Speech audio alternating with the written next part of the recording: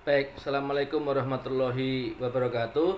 Kembali lagi ke mata kuliah yang saya ajarkan, manajemen strategik, saudara semuanya. Nah, tadi ada 5 hal yang harus diperhatikan ketika kita memasuki atau perusahaan itu memasuki lingkungan industri. Ya, yang pertama adalah adanya pendatang baru, kedua adalah kekuatan pemasok, ketiga adalah kekuatan pembeli, keempat adalah produk substitusi, yang kelima adalah persaingan di antara perusahaan tersebut adalah industri yang sama. Tadi yang pertama sudah saya jelaskan tentang bagaimana pemain baru itu masuk atau kemudahan dari pemain perusahaan baru masuk ke industri tersebut. Itu yang pertama. Yang kedua adalah kekuatan pemasok, saudara semuanya. Pemasok ini penting karena terkait sama perusahaan nanti itu dapat memenuhi atau tidak bisa memenuhi pesanan atau juga order dari pembeli. Misalnya begini, perusahaan itu hanya punya satu pemasok untuk produk yang akan diolah oleh perusahaan atau oleh usahawan. Misalnya Anda ini lagi usaha fried chicken, ya, ayam goreng. Nah, Anda cuma punya satu perusahaan pemasok saja ini. Nah, ketika punya satu, maka nanti kesulitannya adalah Anda akan kesulitan ketika pemasok itu menaikkan harga, atau katakanlah pemasok itu istilahnya adalah ngakalin Anda, gitu ya ini. Maka biar tidak diakali, biar tidak dipermainkan di harga, maka harus punya beberapa supplier penyuplai ayam potong, gitu ya ini. Jadi itu adalah kekuatan pemasok. Kalau pemasok kekuatannya penuh, kekuatannya dia itu bisa mempermainkan pembeli, nah itu adalah hal yang membahayakan, ya. Jadi dari semuanya, yang kedua adalah tentang bagaimana kekuatan pemasok, ya ini.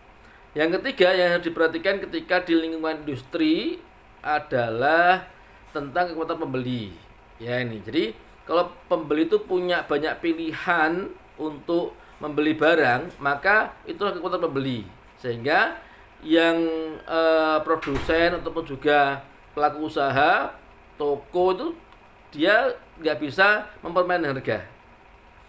Yang paling gampang adalah ketika ada toko atau Indomart, kemudian sebelahnya Alfamart. Ya ini pasti kemudian kekuatan pembeli sangat besar di situ. Ya, karena bisa memilih beli di mana saya ini untuk minyak goreng misalnya, ya. Jadi beli di Indomart atau beli di Alfamart. Nah, jadi pembeli punya banyak kesempatan untuk membeli yang dibutuhkan. Itu adalah yang ketiga, ketika perusahaan itu melakukan atau berada pada lingkungan industri yang sama. Oke, yang keempat adalah produk substitusi, ya. Jadi saudara semuanya harus diperhatikan bahwa ketika produk kita itu punya banyak institusi atau yang menggantikannya, maka itu tandanya adalah perusahaan itu harus terus untuk berinovasi, harus terus bersadar diri bahwa dia harus terus bergerak. Misalnya apa? Misalnya adalah kalau dulu seringnya orang itu makan itu pakai piring beling, ya. Jadi di restoran ataupun di gede-gede, di kafe-kafe itu sekarang nggak pakai piring beling lagi, tetapi pakai piring rotan yang kemudian dialasi oleh kertas minyak. Ya, itu cukup simpel. Kenapa? Karena tidak perlu membasuh atau membilas piring tersebut, sehingga apa? Hemat tenaga yang membilas piring dan juga hemat sabun. Ya kan ini. Nah, kalau piringnya adalah dari piring lidi yang kemudian dikasih kertas minyak, kan simple. Setelah selesai orang makan, lalu kemudian dibersihkan, kertas minyaknya dibuang di tempat sampah. Begitu aja kan ini. Ini contoh bagaimana produk itu substitusi. Gitu ya ini. Hal yang lain apa? Ya, hal yang lain saudara semuanya adalah tentang mesin fotokopi misalkan ya, atau ceban printer. Nah, saudara semuanya, sekarang itu kan ada 3 fungsi. Bisa ngeprint, bisa nyeken, bisa fotokopi gitu ya. Ya, ini contoh produk substitusi. Nah, harus diperhatikan oleh perusahaan-perusahaan yang sudah disubstitusi gitu. Sekarang kamera kan sudah cukup di HP kamera itu, tidak perlu kamera sendiri kan begitu. Cukup dengan smartphone ada kamera, ada radio, ada TV macam-macam. Itu contoh yang namanya produk substitusi. Yang kelima atau terakhir adalah tentang bagaimana persaingan di bisnis itu sendiri. Ya, jadi saudara semuanya, ketatnya persaingan itu kemudian menjadikan perusahaan harus pandai-pandai melakukan sebuah inovasi, terobosan baru.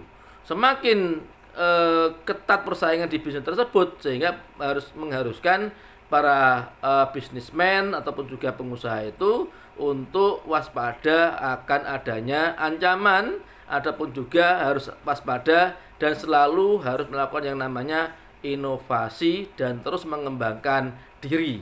Gitu ya ini. Nah, saudara semuanya, itu adalah 5 karakteristik, 5 hal yang diperhatikan menurut Michael Porter terkait sama analisis lingkungan internal. Ya ini. Baik, kita akhiri saudara semuanya mata kuliah ini di bab ketiga ini. Jangan lupa nanti ada kuis ataupun juga pertanyaan di e-learning ya. Jangan lupa like, subscribe dan juga komen di YouTube saya, Sigit Hermawan.